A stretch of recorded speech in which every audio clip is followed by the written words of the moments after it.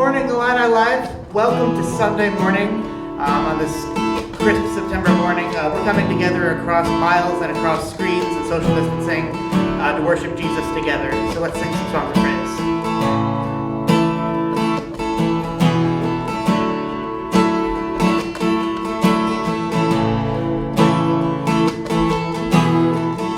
When darkness rise, to roll over my bones, and sorrow comes to steal the joy I know.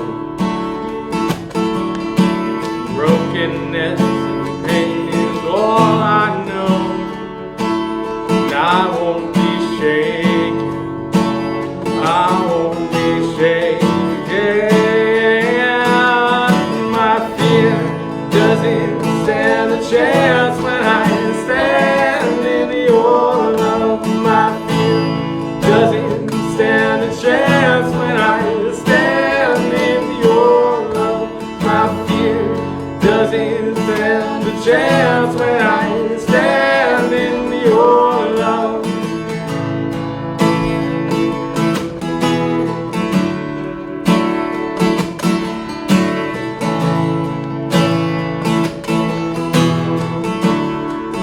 Shame no longer has a place to hide. I am not captive to lies. I'm not afraid to leave my past behind. I won't be shaken, I won't be shaken. Doesn't stand a chance when I stand in your love. My fear doesn't stand a chance when I stand in your love. My fear doesn't stand a chance when I stand in your love.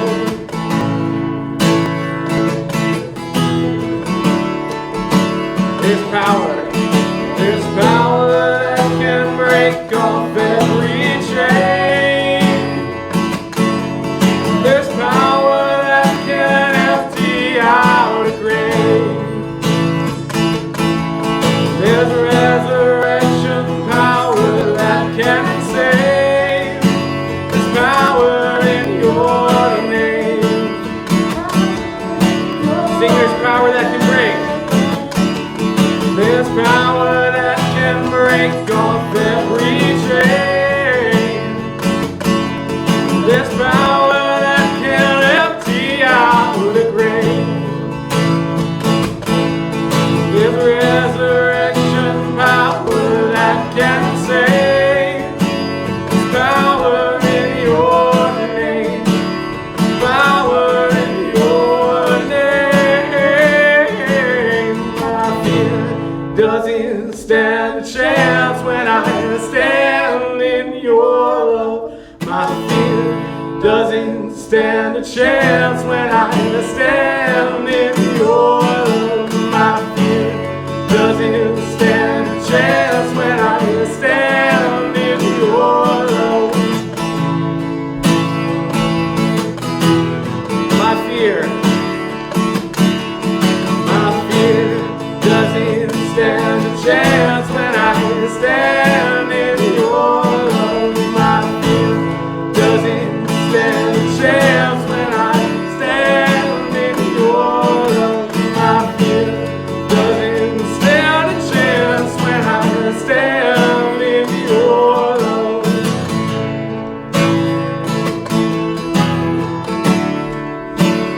Standing in your love.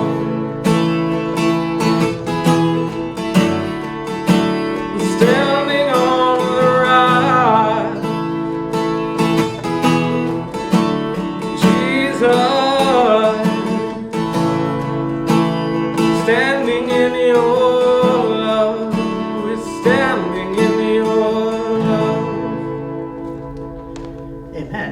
Thank you so much for worshiping us with us this morning. At this point, we would like to welcome up our friends David Knoll and Pastor Nick Majeski to guide us into the rest of the service. Yeah.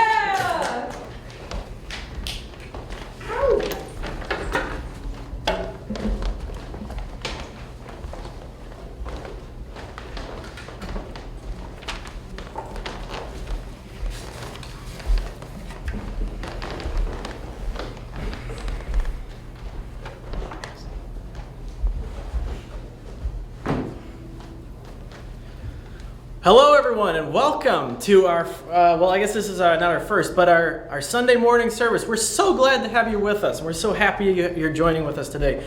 Oh, man, we love you guys, and we really, really look forward to the day we can see you in person. But until now, your digitized presence will have to go, and it'll have to do for now.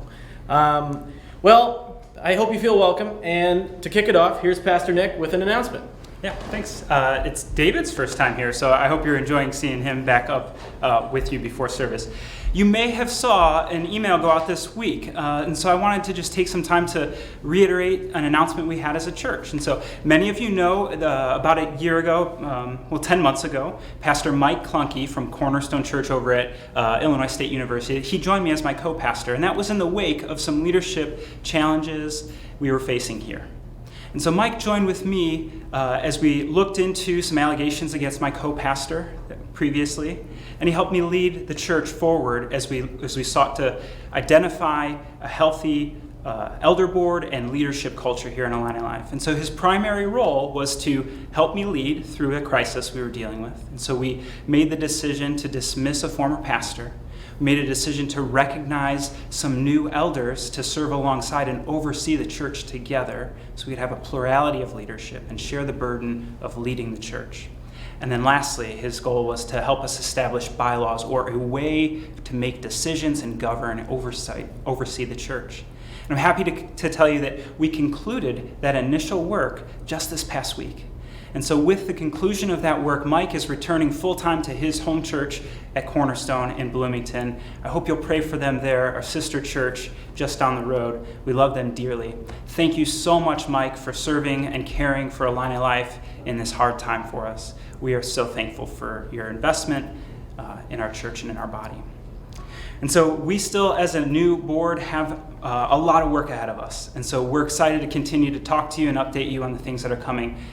Look to us in the near future to share with you some candidates for a female voice on our board.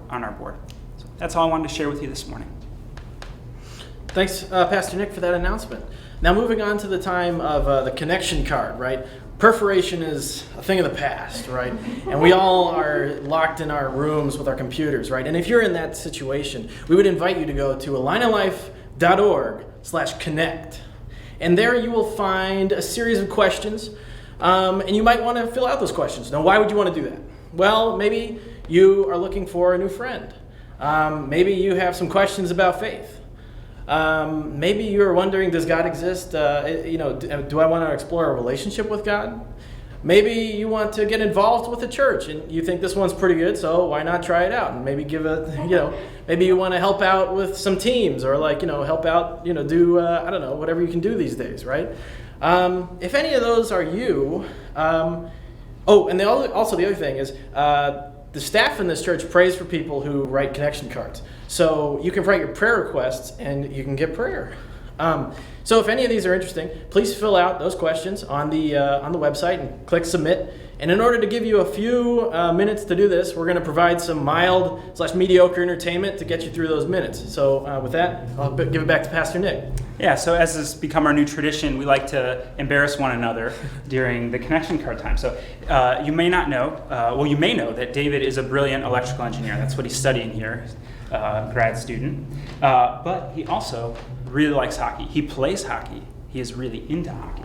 So we thought a good way to embarrass him would be asking him about Stanley Cup winners, trivia that he might not know. And so we'll start off with an easy one, David. Who won the very first Stanley Cup in 1892, when you were clearly alive and remembering playing hockey? Yeah, so this is, okay, I got a 1 out of 6 chance here. So I'm going to go Montreal Canadiens. That sounds good to me. Montreal is what I have on the list. So. Oh, see, there we go. Yeah. Okay, here, how about this one? the very first year, according to your wife, that you would have experienced hockey, the 97-98. Oh, the Detroit Red Wings. They beat the Flyers. Yeah. Okay. Another softball for you. A very important year in the history of the country. My birth year, 1982 to 1983. Who Right. won?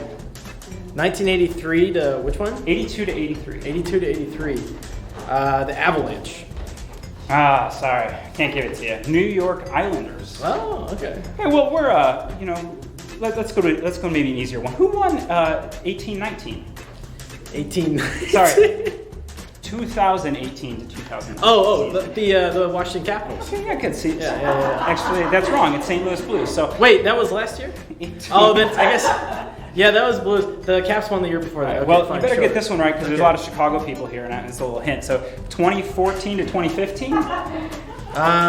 Well, let me guess. Was that it was either the Hawks or the Kings? Which one? All right, I'll go with the Kings because you. Oh, it's the Blackhawks. Who won 2012 to 2013? Okay, probably Blackhawks. Yeah. Who won 2009 to 2010? Yeah, that was the Blackhawks. Yeah, that's right. I'm seeing a trend here.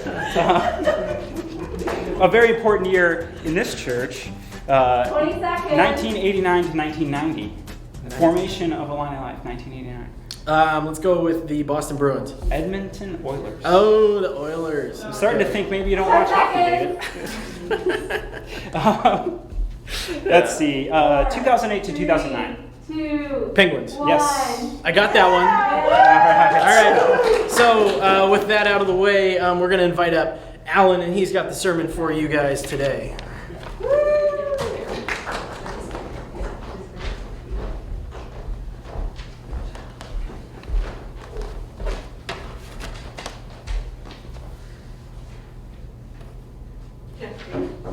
Okay, so that connection card thing, it really does work. I'm actually talking to somebody this coming week who said they have a question about faith. We really want you guys in this season potentially consider what it looked like to start a relationship with God, maybe for the first time or restarting in this season. Now, I'm also going to ask you to pull out your phone for something else, or if you've got your laptop out, I want you to comment.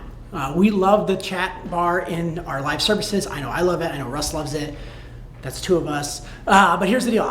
It's a way for me to see that you guys are with us and we're together. It's fun to see your face, and I'm going to incentivize it. So I'm going to be watching, and I'm going to give $5 to Espresso Royale, my favorite local coffee shop, from my own coffers to my favorite comment. And so please do that. I hope you make me laugh.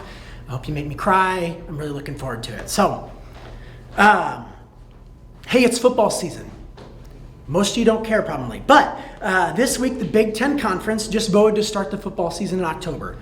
Super really excited. I know it's a mixed bag. It's complicated. For the fans, I'm just really pumped. I'm really looking forward to it. I hope the players, the coaching staff, support staff at both the collegiate level and the professional level are just really wise so we can continue to have seasons to watch. It's been a nice diversion. But I also know the joy isn't just mine as a fan. I know the joy exists for players to play. My personal love with football started when I got to play the game. I mean, I grew up with some memories of it on TV, and I have some great historic moments that sit in the back of my mind. But like many good love stories, it all started in high school. I was an awkward freshman who had spent much of my junior high energy on Super Smash Brothers on the N64 and other pursuits like that. But for some reason, I signed up to play football. And I was okay at it. Okay at best, let's say. Let me show you how valuable I was to the team. My sophomore year, I skipped out on the football team's halftime to go to a shed by the stadium to put on my band uniform and march with a baritone instead of be with my team during halftime. That was my value. Well, thankfully it didn't stay that way. My junior year, I got more playing time. My coach convinced me to wrestle so I could stay in shape over the winter, develop all the skills that a wrestler has. And then come springtime, I decided to be a thrower with the track team so I can continue to lift weights in his program because he was the track coach, and that's how stuff works in high school athletics. Then that summer, I decided to do a sports enhancement clinic, speed, strength training, driving to and from Decatur every day. This thing that started out as a freshman year, let's try this out, became something that took up every day of my life. I was in the weight room as often as I could be, and I lived and I breathed football. And I went into my senior year with the hope to make waves at Clinton Community High School. Now, waves, they weren't hard to make. More often than not, the game was over by halftime, and people left after the marching band played. Not sure why I left that profession. So, our first game of the season, we traveled to Moweaqua, Illinois, to face Central A&M, the Raiders. They were good, like state championship level in their division, good every year. Not the way you want to start a season, but you might as well get the hard one out of the way. As a surprise to the fans, I'd say kind of a surprise to us in the locker room, but not fully, we ended up pulling away the W. We won that game. It was so exciting. That locker room still is seared in my mind. I believe the hype. The energy that I was giving to football grew. Now, we had a season with plenty of ups and downs, but we finished with a record of 5-4. We were the first team to make the playoffs in a long time in Clinton. And it really did mean we got to the playoffs, but because of our record, we had to go on the road. Our opponent, the town of Hillsboro. Shout out to anybody from Hillsboro here. Our coach had scheduled a Saturday daytime game. It was the first one of my career. I usually played on the Friday Night Lights field. We got to play on Saturday. We traveled Friday night. We stayed in a hotel. I felt like a celebrity. The commitment was paying off. Now the big day came. Saturday started cold and rainy. It's kind of like perfect football weather. But the rain meant our scat back, future Division I football star running back couldn't get his cuts in, and we were able to establish the run. So we slogged forward, but that wasn't the worst part. During a play in the second quarter, somebody took a dive at my legs. I laid on the ground for what felt like forever. Finally, people came and they carried me off the field. And the athletic trainer, he thought I'd broken my knee. He said, you got to get to the hospital. He had my parents drive me there for x-rays. And I remember in the hospital, listening to the radio, listening to the game. I wanted to hear like good things about Clinton. And I just remember wanting to get back to there. The x-ray came back negative. My parents rushed me back to the field as if I could do anything. And I remember getting there just too late. We lost. And I couldn't even watch the end of my high school football days. In the fray, I found and hugged a dear friend on the team, all while still in my hospital gown. I'd given so much of my life to football. Honestly, I only applied to 2 colleges, a small engineering school where I could have played football, and here at Illinois, and I'm glad I ended up here. I'd given my life to football, and just like that, it was over. Now I'm curious, when you guys hear a story like this, I imagine you might have a few different reactions. I'm wondering if you might be the person who's inspired to commit to something. You're like, yeah, I can do that too. Maybe you're the person who's like, cool it down, that's too much. Maybe you want to give me a pat on the back. It sounds tough, but like, that's not my thing. Maybe you think commitment's good, but that cause, football, do you know what that does to your brain? Maybe you're like, I'm too cool for commitment. It cuts off other options for my life. I want to stay as uncommitted as possible. You see, deep commitments, like the one I made to football, I think they bring up a lot of feelings in us. Commitment, or lack thereof, it's all around us. From subscription services to political parties, from holding off on marriages to not doing anything for fear of missing out on something better, we are saturated with perspectives on commitment and things to commit to. Now, those of you who don't agree with this and are above commitment, you are committing to the image of being above commitment. Others of us are committed to not being committed because we don't want to close our options off. We don't want to tie ourselves down. That in itself is a commitment. We're all drawn to commit to something, even if it be ourselves, our image, or our current lifestyle. Here's what I'm going to propose. I think we are wired for commitment. But commitment costs something, right? If we're committed to ourselves, it comes at the cost of others. If we're committed to a marriage, it costs the possibility of other future relationships. So if we're wired for commitment, why not choose the best thing to commit to? It might cost us the other things we could commit to, but if it's the best thing, it's the best thing. We should commit to it, right? It's why you should be careful when you're dating. And so many other things when we need to be thoughtful about our commitments. And that all leads us to our passage for today. See, this is a message in a series of messages all bundled together that we're calling Then He Said. We're looking at the words of Jesus in parables in Luke's gospel account.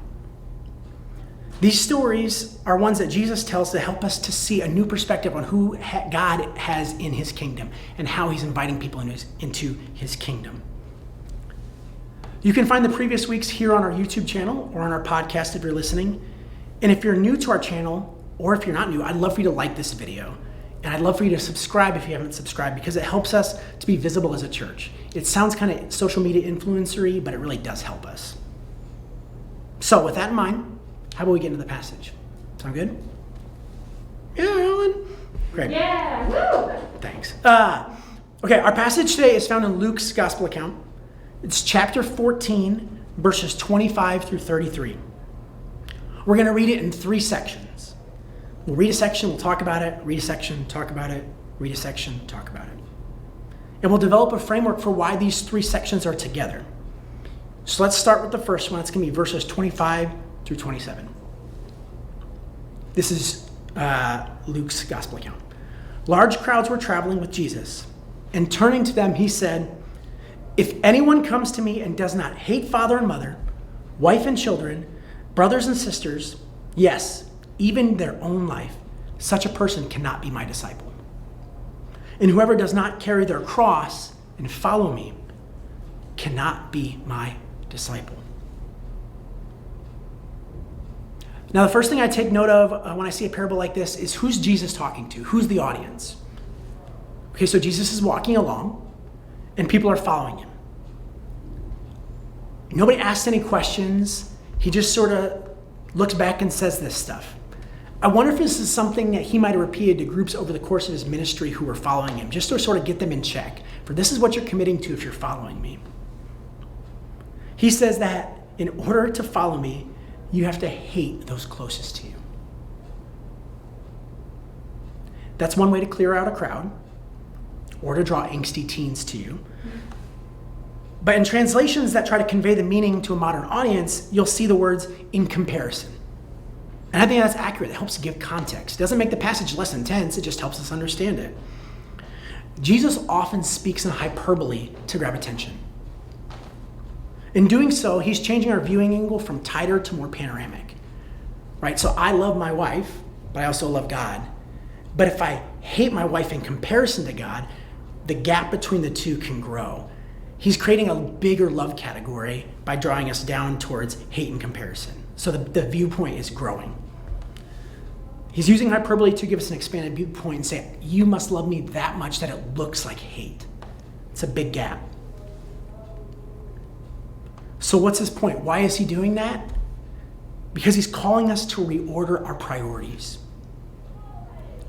He's pretty audacious to say that he should be the number one priority, the consensus number one priority. No one else is getting a number one vote. He's like Alabama football most years. This, I have to imagine, challenges the sensibilities of the people he's speaking to. It challenges my sensibilities. It challenges American sensibilities. If we keep on the football theme, faith, family, football, the holy triumvirate. We say faith is bigger, but we kind of like put them all together and they're hard to tell apart. That's not the way of Jesus. Why such a strong call? Hold on, it gets stronger, right? You remember this. If you're not willing to possibly bear the weight of a public execution via crucifixion, you can't be Jesus' disciple. In this, Jesus is foreshadowing his own death that he'll have. But he's also referencing a common and shame-filled way that the state would have killed people. Living in Rome, it would have been common for people who had disobeyed a law or not gone the way the government wanted them to be publicly shamed and executed. In this small point, I think Jesus is reminding us that our allegiance isn't to worldly kingdoms, but to his kingdom. See, Jesus is saying that to follow him, we must be willing to put everything far lower than we've imagined. We must prioritize Jesus in our hearts, that love and hate paradigm, and our actions, being willing to take up a cross to follow him. Our hearts and our actions, he should be a priority. So he's calling us to commit to him. But this call to commitment isn't commitment for the sake of commitment. Intensity for intensity's sake. It's not going to Bangkok Thai and ordering pad Thai with heat 6 just for the sake of heat 6. Not because you like it, but because you want to show off. Look how committed I am. Plenty of Christian subcultures over time have been living with intense commitment for the sake of commitment. And if you're living that way, don't wear commitment as a badge of honor. See commitment as the one you're committed to, not your devotion. He's not calling us to be committed just because it's good to be tough and committed. He's calling us to be committed because it's him he's calling us to be committed to.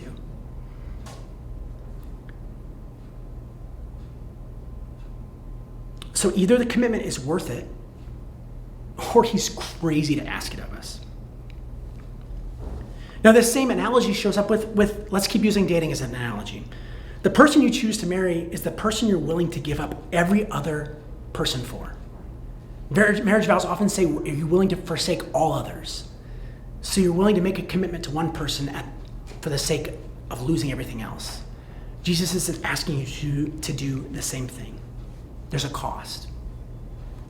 But cost implies some level of exchange, right? Like, what's gas cost these days? I give you money, you give me gas. What do concert tickets cost these days? Free.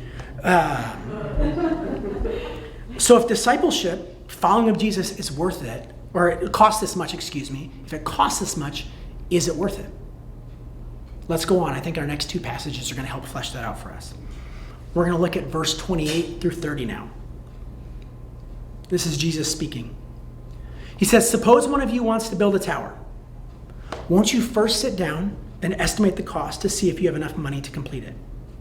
For if you lay the foundation and are not able to finish it, everyone who sees it will ridicule you, saying, this person began to build and wasn't able to finish. Okay, my family, we have a pool at our house. I did not see myself as a pool person, but man, it's been great. It has revolutionized our summers in hot, humid Illinois. It's made it feel bearable. And it's also made COVID fine, because we can do that.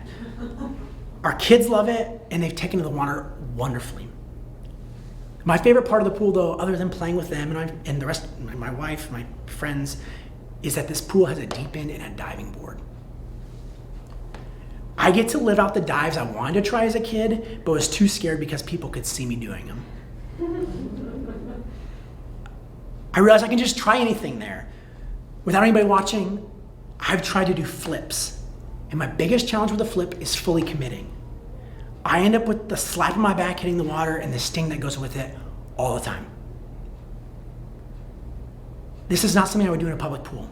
It's too embarrassing. People would say, this person began a flip and wasn't able to finish. Now, most of us, we've not endeavored to construction projects that we didn't have the budget for.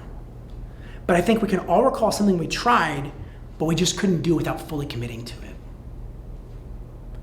This tower builder may have been tapped out of their savings, but I also wonder if they just weren't willing to spend what it takes to complete the tower because they wanted other things. There's real cost to commitment, and Jesus is calling that out. To reorder our priorities has a cost. And Jesus is telling us, as best we can, we should try to count it. So let's do that. What are some of the costs of following Jesus? This is fun. I feel like you might have things in the chat here. I thought of a few categories. If one of them stands out to you, comment, or if I missed one that feels important to you, share it.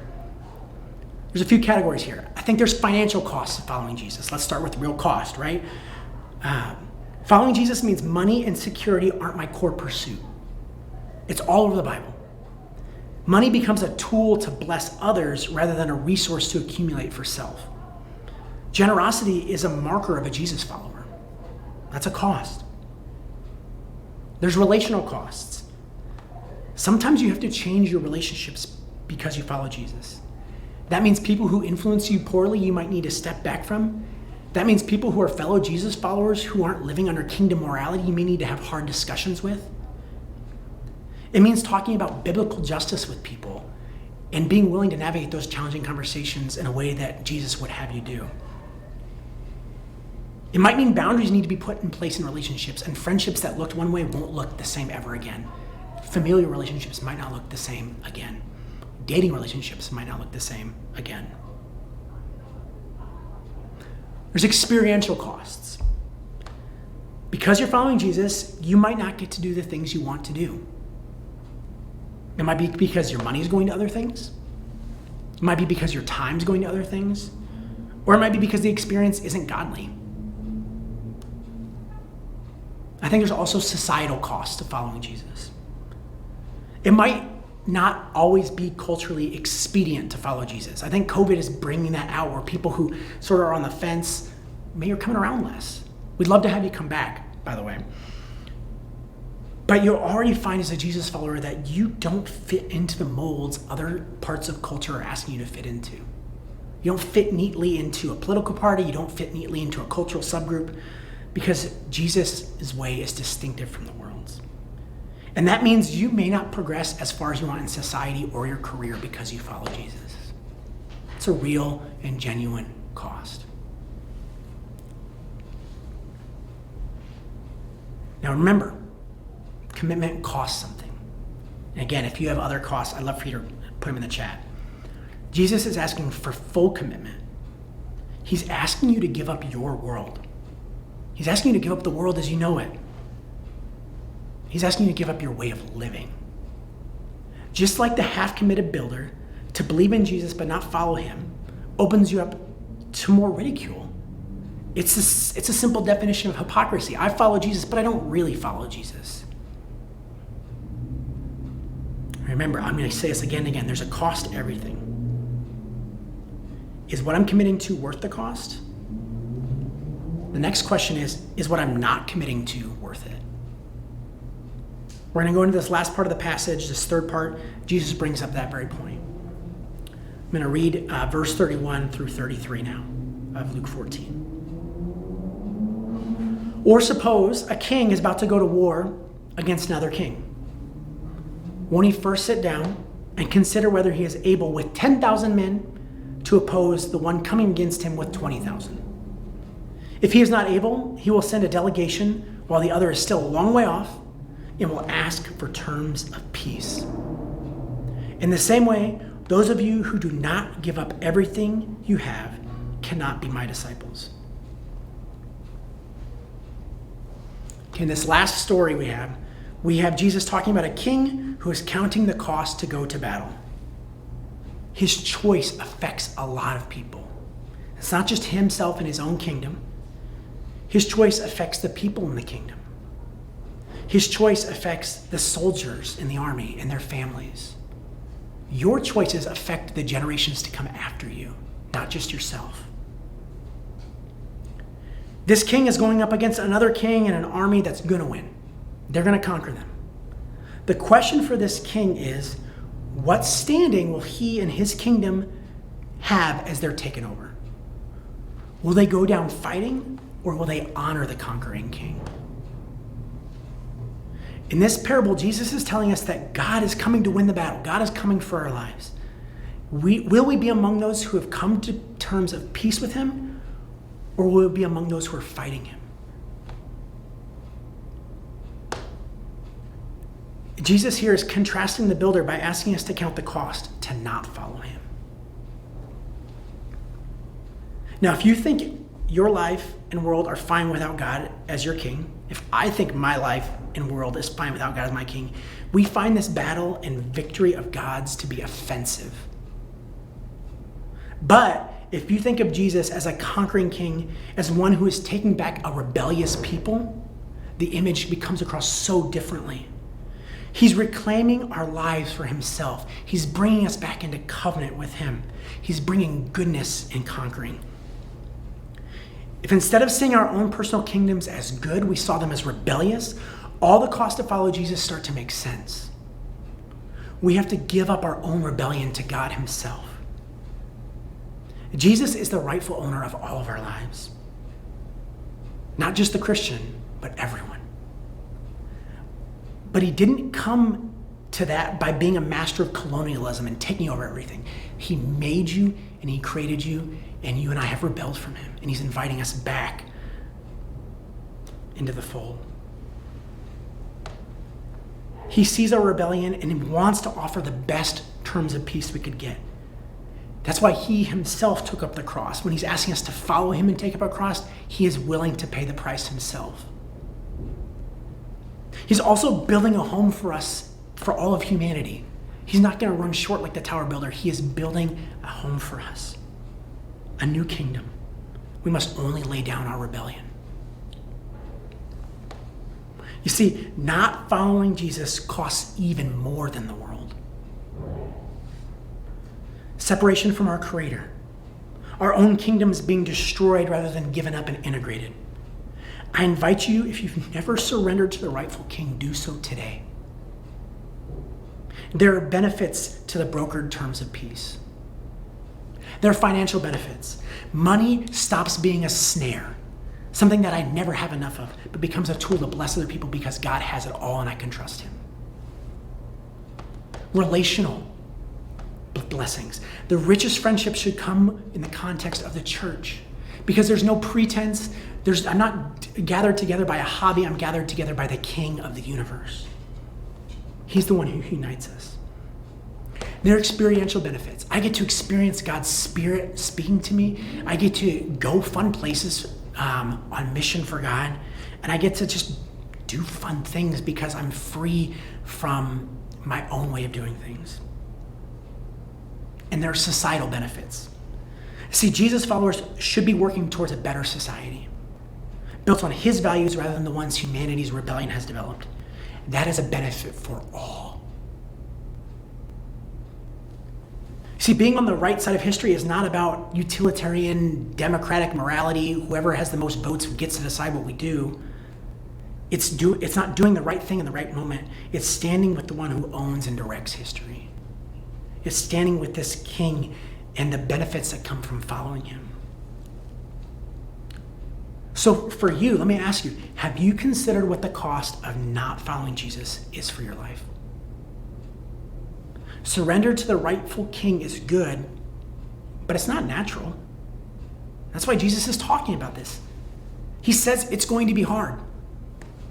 But when we consider the value of what we gain, what we gives up becomes functionally meaningless in comparison. So if you leave with nothing but this point here, I think we're okay. I think there's some other good stuff. But if you leave with nothing like this, Jesus shared these three thoughts to tell us following Jesus costs us our world. It costs us the world. But not following him costs even more. Following Jesus costs the world, but not following Jesus costs even more. And let me speak to this real quick. In this passage, there's no room for a second tier of people who tag along, like light Christians or trial version Christians. This is the cost for all people. Since we're all wired to commit to something, why not commit to the one who made us, to the best thing? Following Jesus will cost you your world, but not following Jesus will cost you even more. Let me bring you back to my senior year of high school. Remember, I was all in on football, and I was a team captain, and I learned leadership skills. Because of football and wrestling, I got to be in the best shape of my life to that point. I fought together with people, and I learned brotherhood. There were costs, but I gained something. Heck, I have an award somewhere that says I was OCAW conference, all honorable mention as an offensive guard, so there's that. Now, thankfully, the injury, it wasn't too serious. I'd partially torn my MCL, a ligament in my knee. It healed. I got back into wrestling about halfway through the season. But it's the rest of my life during high school that I want to finish with. Around the same time that I started to take football seriously is the same time I started to take my faith seriously. It was the time that I felt God pressing into my life. I grew up in a Christian household, but I didn't really look at Jesus as anything close to a savior until later in high school. It was actually through football that I got involved in the Fellowship of Christian Athletes. Through my time there, I met friends who were my peers who loved Jesus. And when I talked to them, I started to realize my own rebellion towards God, and I was grieved. I realized this Jesus who I learned about growing up mattered deeply for my own life. I didn't have these words for it then, but the king was taking back what is his. And I dove fully into that commitment. I came to college. I found a church here. It's called IlliniLife. I don't know if you've heard of it. Over time, I became a minister to that very college, first as a student, and then as someone who's considering staff, and someone who served as a community member, and then someone who finally came on staff. I've staked my whole life on Jesus. Don't get me wrong. There have been plenty of setbacks, plenty of mini rebellions in my life. But as the commitment to football faded in my hospital gown on the field of defeat, the commitment to Christ had already started to grow and blossom in beautiful ways. But let me be clear on this one. I didn't replace the club of football with the club of the church. Rather, I had seen a radical reordering of my priorities. That season of life, 17 years ago, it changed my life.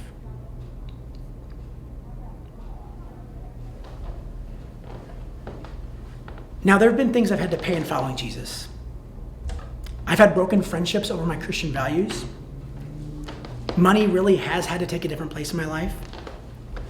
The way my peers who don't know Jesus spend their time is very different than mine.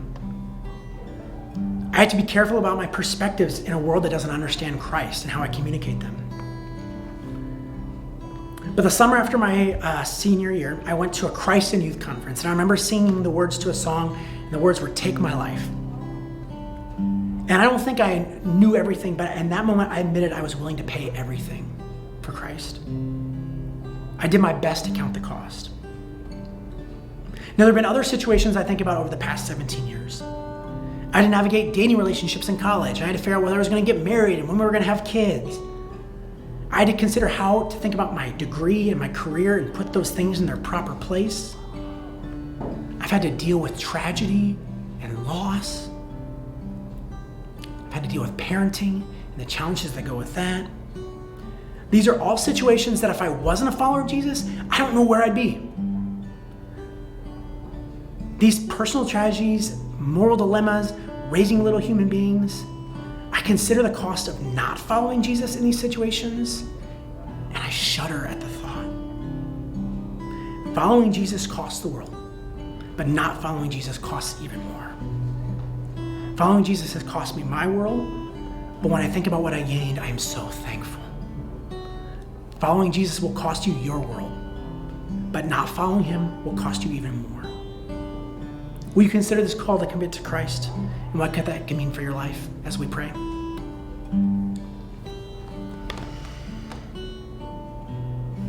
Jesus, I don't know if there's anybody who's watching today who needed to hear this for the first time, or maybe somebody who just needed to be reminded. I know for me, Lord, it has been a reminder of how you've worked in my life. I thank you for the call to commit. I thank you that you are worth committing to. I thank you for the call to reorder my priorities, God. And I pray that you would be constantly helping me to reorder them as things start to creep up my power rankings in my heart, God. Push them down so they look like nothing compared to you. God, I ask that our church would live this commitment to you, that people on our campus and our community would come to know you in this season and they would live that commitment to you. God, I pray for the church around the world that is committed to you in places that have far more cost than living in America and being a Christian right now, God. And I pray that you would be with them and sustain them. God, we thank you for the commitment, and we thank you that you've claimed our lives back under your kingdom. Amen.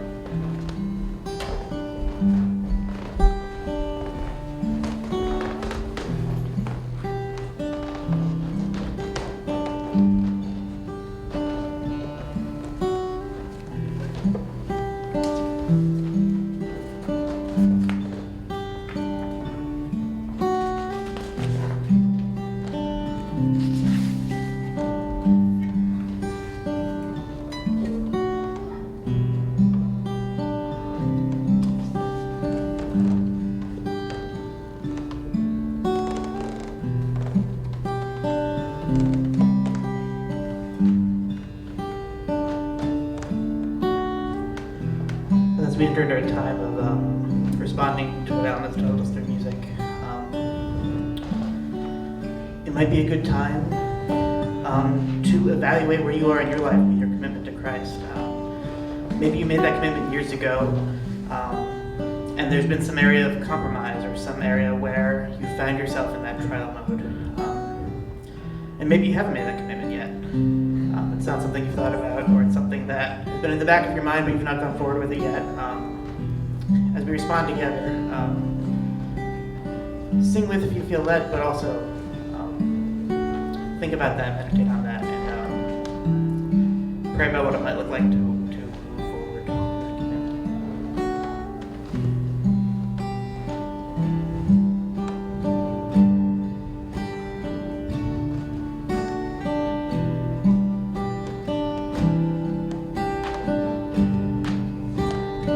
Sing, I count on one thing. I count on one thing. The same God who never fails will not fail me now. You won't fail me now in the waiting. The same God who's never late is working all things out, working all things out. Yes, I will lift you high in the lowest valley. Yes, I will bless your name.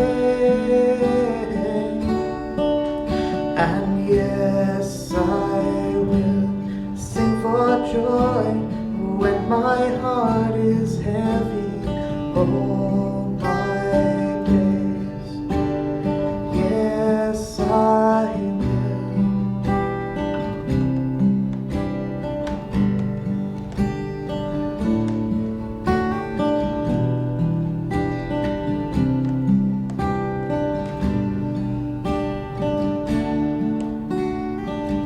I count on one thing. The same God who never fails will not fail me now. You won't fail me now in the waiting. The same God who's never late is working all things out, working all things out. Yes, I will lift you high in the lowest valley. Yes, I will bless your name. And yes, I will sing for joy when my heart is heavy all my days. Yes, I will for all my days. Yes, I will. I choose to praise, to glorify the name of all names. That nothing can stand against. I choose to praise, to glorify the name of all names. That nothing can stand against. I choose to praise, to glorify the name of all names. That nothing can stand against. I choose to praise, to glorify the name of all names. That nothing can stand against. Yes, I will. Yes, I will lift you high in the lowest valley. Yes, I will bless your name.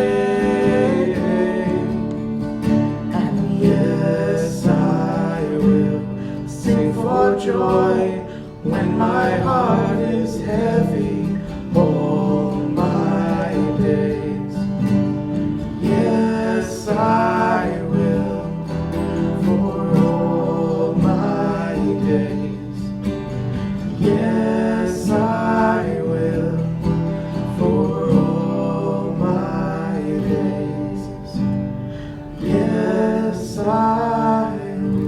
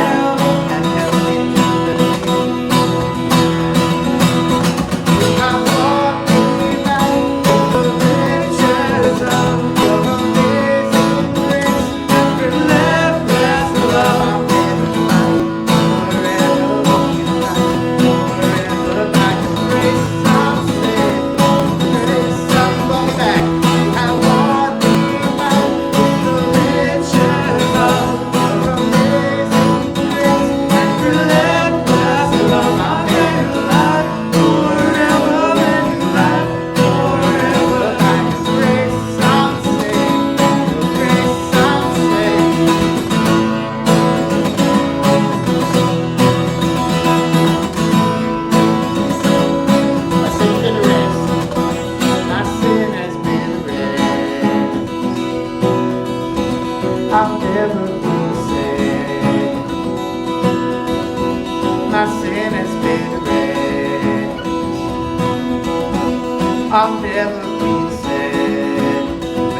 erased. My sin has been erased. I'll never be saved. My sin has been erased. I'll never be saved. Brought me back. I brought me back to the riches of your amazing grace.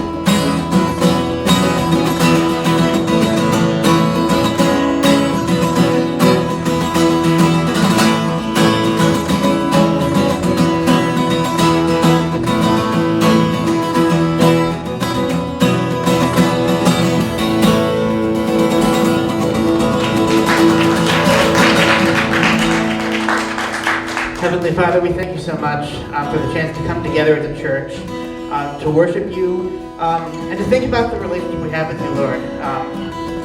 Whether we've been following you for a little bit, whether we've been following you for a long time, whether we don't follow you yet, Lord, don't know you fully yet. Be with us this week, Lord. Guide our minds, guide our hearts, and bring us into closer relationship and closer commitment to you. In your name we pray this.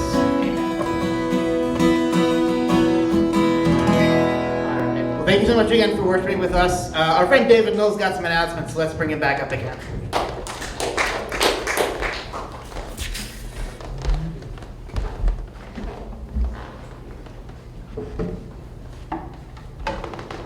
All right, let's do some announcements real quick. So, in the midst of this pandemic, the church has become pretty decentralized. Now, what does that mean, right? Well, it means basically that you can't just go to church events whenever you want and bring your friends as a ministry opportunity, right? You kind of have to initiate and kind of, say, hey, you have to reach out, right? You can't, it's a lot harder in these days, right? And it's difficult to do this, and sometimes it's complicated because we're not used to it, and sometimes, we're not used to initiating these spiritual conversations or just even conversations with the friends that we already have, right? So in order to help us all out in the church with this, IlliniLife is doing some Zoom sessions where we talk about how to have spiritual conversations with our friends and with those who we've met recently. I mean, how do you meet someone recently online and then have a Zoom conversation, right? How do you do that? So they'll meet on Zoom this Wednesday night at 8 p.m. So watch Flocknote for the Zoom link. As well, if you all want to hear communications like this Flocknote thing you've been hearing about, you could text IlliniLife, no spaces, all lowercase, to 84576. Once again, it's 84576. Or you could let us know on the connection card, IlliniLife.org/connect, that you're interested in these sessions, right? Yeah. So with that, we are so happy that we get to be your church in this time. We love you guys, and that's it. We hope you have a good week.